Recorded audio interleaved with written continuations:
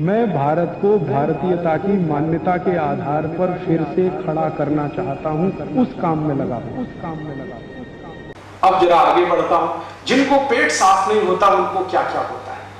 दुनिया की 103 बीमारियां उन्हीं को होती हैं, क्योंकि आयुर्वेद ये कहता है कि अगर आपकी आंतें साफ नहीं है, लार्ज इंटेस्टाइन और स्मॉल इंटेस्टाइन, बड़ी और छोटी आंत साफ नहीं है, तो बीमारियों का केंद्र आपके घर में ही है।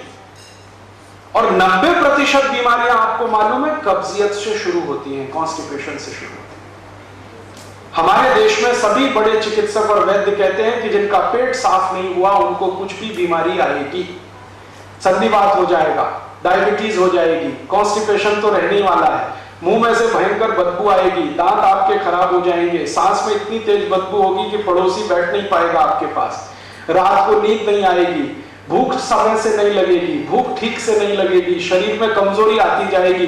ऐसी 103 बीमारियां एक साथ आएंगी। अब उनको चूंकि कॉन्स्टिपेशन बहुत है तो ये सब बीमारियां उनको होती हैं। तो अब उसका इलाज क्या करते हैं वो? जब पेट साफ नहीं होगा तो सांस की बदबू भयंकर होगी। अब उस सांस की बदबू को रोकने के लिए वो दिन भर टूथपेस्ट रगड़ते हैं। हमारे देश में अब मुझे ये समझ में आने लगा है कि किसी भी भारतीय नागरिक को चिकित्सा सुविधा की जरूरत नहीं है, चिकित्सकीय ज्ञान की जरूरत है।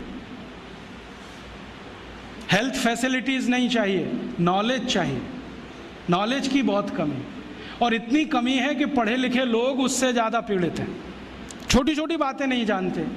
पानी को उबाल के पीना ये इतनी छोटी सी बात है, लेकिन आज के समय की बीमारियों में सबसे इफेक्टिव है, खासकर 3 महीने की ये जो।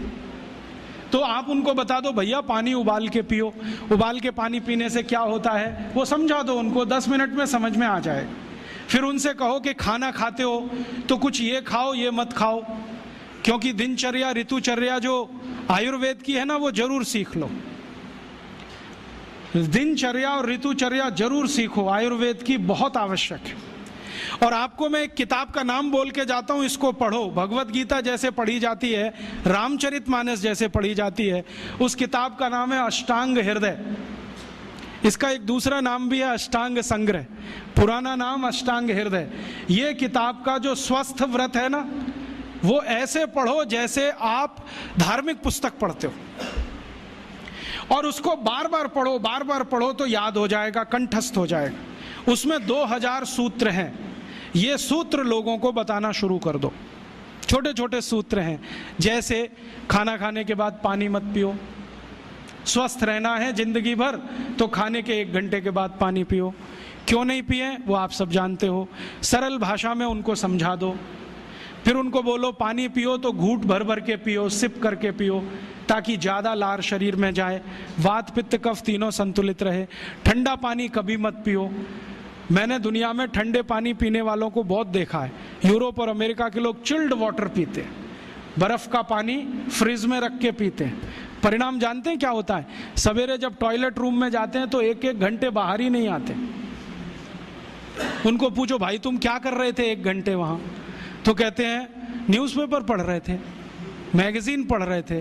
क्यों पढ़ रहे थे? स्टूल पास नहीं होता। क्यों नहीं होता? कॉन्स्टिपेशन है, जोर लगाना पड़ता है फिर भी नहीं होता। गाना भी गाते हैं मेरे सपनों की रानी कभी आएगी, फिर भी नहीं आती। और अंतिम दुष्परिणाम पता है क्या होता है? उनको पेट साफ तो होता नहीं, तो सांस में से भयंकर बदबू आती है। किसी अमेरिकन यूरोपियन के नजदीक बैठ जाओ, अगर वो लिस्ट्रीन स्प्रे करके नहीं आया तो 1 मिनट नहीं बैठ सकते। हर समय उनको माउथ फ्रेशनर स्प्रे करना पड़ता है, क्योंकि अंतड़ियां साफ नहीं है, कब्जियत है, मल भरा हुआ है, उसमें कचरा जमा है। फिर उनके पसीने में से भी बदबू आती है। क्यों? कब्जियत बहुत है। और पसीने की बदबू दूर करने के लिए डिओडोरेंट स्प्रे करते रहते हैं। और आप तो सब जानते हो कि अगर कब्जियत है तो बाल भी कड़क रहते हैं, तो उन कड़क बाल को सॉफ्ट करने के लिए क्या क्या सब करते हैं। शैम्पू लगाते हैं, शैम्पू के बाद पता नहीं क्या क्या लगाते हैं। ये सब वो जो करते हैं ना, उनकी मजबूरी है, स्टेटस सिंबल नहीं है। इसको अपने दिमाग से निकाल दो कि ये कोई स्टेटस सिंबल है। तो सरल भाषा में समझाओ, ठंडा पानी पीने से ये होता है, मत पियो, समझ जाएंगे। फिर उनको बोलो सवेरे उठो तो सबसे पहले पानी पियो। फिर उनसे बोलो खाना खाओ तो बैठ के खाओ, कभी भी खाना खाओ तो पूर्व दिशा में मुंह करके खाओ, सो तो पूर्व दिशा में। ये अष्टांग हृदय में इतने अद्भुत छोटे छोटी बातें हैं तो संस्कृत में है, लेकिन अब तो उसका हिंदी भी आने लगा है। तो हिंदी ले लो, हिंदी वर्जन ले लो, इसको पढ़ो, बार बार पढ़ो और ये जाके गांव में सबको बताओ। फिर उनको कहो देखो ये तो है स्वस्थ रहने के लिए, अब तुम बीमार पड़ो तो बताओ तुम्हारी बीमारी क्या है। ये बीमारी है तो ये दवा है, ये बीमारी है तो ये दवा है। और मेरा आपसे एक निवेदन जरूर है कि अगर आप होम्योपैथी से भी इलाज करो तो उसकी मूल दवा जरूर बता दो। उनको ये ग्रीक और रोमन नाम में मत फंसाओ। आप कहोगे जी मैं तो ऑसीमम दे रहा हूँ, ये उनको कहो ये तो तुलसी का रस है भैया, तुम्हारे घर में फूलों से बनी हुई है, आसानी से मिलती है, जयपुर में मिलती है, दिल्ली में मिलती है। भंडारी वालों को अक्सर ऑर्डर दे के रखो, हमको इतनी भेजो। उनको जो पता चल गया कि आप प्रचार के लिए कर रहे हो तो मुफ्त में भी दे देंगे आपको। तो इस तरह से आप गांव गांव जाओ, छोटे छोटे शिविर लगाओ, गांव वालों को इकट्ठा करो। गांव वाले बहुत दुखी हैं, शहर वाले भी दुखी हैं, वैसे तो वो दुखी हैं। इसका यही सबूत है कि रामदेव जी आए जयपुर में सवेरे 4 बजे तो सब लोग पहुंच जाते हैं वहाँ, पैसा भी देते हैं, समय भी देते हैं। और 4 बजे रामदेव जी कहें टांग ऊपर उठा लो तो उठा लेते हैं, कहें सिर नीचे कर दो तो कर लेते हैं, ऐसे कर लो तो कर लेते हैं। क्यों? परेशान है, दुखी है, शरीर उनका साथ नहीं दे रहा है।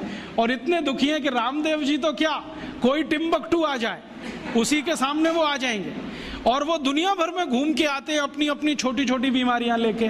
तो इन जो दुखी लोगों का थोड़ा थोड़ा आप मदद कर दो इलाज के रूप में, ये सब आपके भगत हो जाएंगे। और ये भगत हो जाएंगे तो कहो आप भी प्रचार करो इसका, वो भी करें, आप भी करो, तो ये इतना तेजी से मल्टीप्लाई करेगा कि 2-5 साल में एलोपैथी का बाजा बज जाएगा। और बजा देना है अपने को, हाँ, ये संकल्प लेके चलो कि इनका बाजा हमको बजाना है। मैं बहुत जल्दी एक टीवी चैनल शुरू करने जा रहा हूँ एलोपैथी का बाजा बजाने के लिए। इनकी सब पोल खोलनी है मुझे, हाँ, इनकी इतनी पोल हैं मेरे पास, कम से कम 1,500 से ज़्यादा डॉक्यूमेंट्स हैं जो एलोपैथी के गंदेपन को सिद्ध करने वाले, इनकी निकृष्टता को सिद्ध करने वाले, ये कितने अनसाइंटिफिक हैं वो बताने वाले हैं, कितने डॉगमेटिक हैं वो बताने वाले हैं। मेरे पास ऐसे बहुत इंटरव्यूज हैं बड़े बड़े डॉक्टरों के, वो कहते हैं कि हम कोई डायग्नोसिस नहीं करते, तीर मारते, लग गया तो ठीक, नहीं तो तुक्का। और वो कहते हैं हम तो एक ही सिद्धांत पे काम करते हैं, ट्रायल एंड एरर, देते जाओ गलतियां करते जाओ, देते जाओ गलती, भले मर जाए पेशेंट उसमें। हमारे पास तो कम से कम ये नहीं है ट्रायल एंड एरर वाला।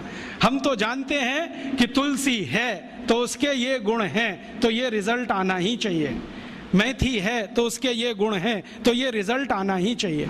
हमको सब मालूम है, फिक्स है, यहाँ वेरिएशन नहीं है। मेथी के जो रिजल्ट चरक ऋषि को मिले वो आज भी मिलते हैं, इसमें इतना सातत्य है, वेरिएशन कहीं भी नहीं है। तो जो विज्ञान में सातत्य होता है, सत्य ज्ञान वही होता है।